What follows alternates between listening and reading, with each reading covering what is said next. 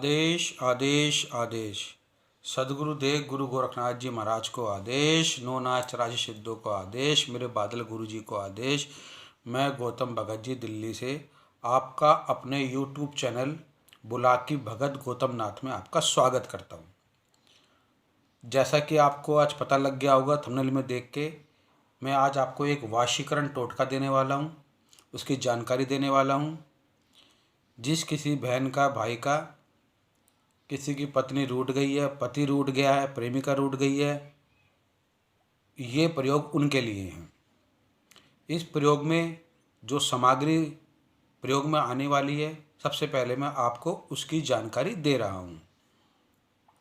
इस प्रयोग में आपको एक नींबू की आवश्यकता होगी, 4 लौंग की, एक लाल पेन की, एक कलावे की, एक मिट्टी के दीवे की, दीपक की जोत और सरसों के तेल की आवश्यकता आपको इस टोटके के लिए है।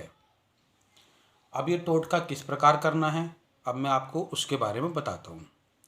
अगर कोई व्यक्ति अपनी पत्नी के लिए कर रहा है तो उन पर्चियों पे अपना नाम लिखेगा, अपनी पत्नी का नाम लिखेगा, अपनी पत्नी की माता का नाम लिखेगा, अपनी पत्नी के पिता का नाम लिखेगा। अगर कोई स्त्री अपने पति के लिए इस प्रयोग को कर रही है तो अपना नाम लिखेगी, अपने पति का नाम लिखेगी, अपने पति के माता का नाम लिखेगी, अपने पति के पिताजी का नाम लिखेगी। ठीक है। अब 4 पर्ची बना लीजिए। 4 पर्ची बनाने के बाद नींबू को खड़ा कर लें। नींबू को खड़ा करके काटना है। ठीक है। जहाँ पे उसकी बिंदी होती है ऊपर, जहाँ तो पेड़ से तोड़ा जाता है, ऊपर एक बिंदी बन जाती है, वहाँ से उसको 4 हिस्से कर लेने हैं। नींबू के 4 हिस्से कर लेने हैं। अब जब वो पर्चियाँ लिख ली है आपने, उस पर्ची को लगाना किस प्रकार से है। उस पर्ची में सबसे पहले अपनी पर्ची लगानी है। अपनी पर्ची के बिल्कुल सामने वाले कट पे अपने पति की पर्ची को लगाना है। फिर अपने जो है ससुर की पर्ची को लगाना है, उनके लड़के की पिताजी की पर्ची लगानी है और उनके माताजी की पर्ची लगा देनी है और उनके अंदर एक एक लौंग लगा देनी है। अब जो कलावा है, अभी मैंने आपको बताया था, जितनी आपकी लंबाई है उसके हिसाब से आपको कलावे को काट लेना है। उस नींबू को अच्छी तरह से कलावे को बांध दें। अब आपका ये प्रयोग शुरू हो चुका है।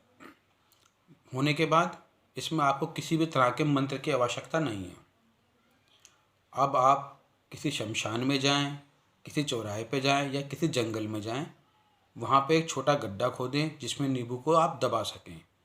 उस नींबू को उसके अंदर दबा दें। दबाने के बाद उसके ऊपर मिट्टी का दीवा रखें। उस दीवे के अंदर ज्योति लगाएं, दिए की बाती लगाएं, सरसों का तेल डालें और उस दीपक को प्रज्वलित कर दें और प्रार्थना करें, मेरा पति या मेरी पत्नी जो भी है वो वापस मेरे घर आ जाए और मुझसे बातचीत करना शुरू करे। ये बोल के अपने घर वापस आ जाएं, अपना मुंह हाथ धोएं, अपने बिस्तर में जाएं और लेट जाएं और अपने पत्नी हैं तो पत्नी का नाम को याद करते हुए सोएं, पति है तो पति का नाम याद करते हुए आप सोएं। विशेष बात, आपको पीछे मुड़ के नहीं देखना है। ये प्रयोग आपको केवल शनिवार के दिन ही करना है। अगर एक बार सफलता प्राप्त ना हो तो लगातार 7 शनिवार आपको इस प्रयोग को करना है। आशा करता हूँ मेरे द्वारा दी हुई जानकारी आपको अच्छी तरह समझ में आ गई होगी और अधिक जानकारी के लिए आप हमसे संपर्क कर सकते हैं। महाशक्ति आपकी रक्षा करे। जय माता की।